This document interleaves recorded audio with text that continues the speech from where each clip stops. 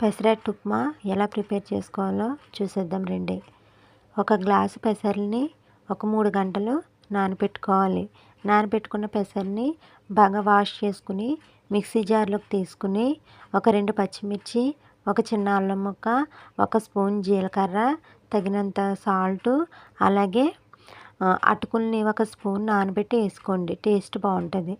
ఇప్పుడు దోసల పిండి ఎలాగైతే తయారవుతుందో అలా మనం మిక్సీ పట్టుకుని తయారు చేసుకోవాలన్నమాట. ఇప్పుడు స్టవ్ వెలిగించుకొని ఒక ప్యాన్ పెట్టుకొని ఒక స్పూన్ నెయ్యి లేదా ఆయిల్ని అప్లై చేసుకోండి. అప్లై చేసిన తర్వాత పిండిని కూడా యాడ్ చేసుకుని పెసరట్టుని బాగా పలచగా కాల్చుకోవాలి.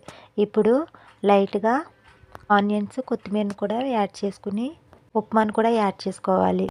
అంతేనండి, స్టవ్ ఆపుకుని సర్వ్ చేసుకోవడమే. ఎంతో రుచికరమైన పెసరట్టు ఉప్మా అయితే రెడీ అయిపోయింది. నేను ఇక్కడ అల్లం చట్నీతో సర్వ్ చేసుకుంటున్నాను.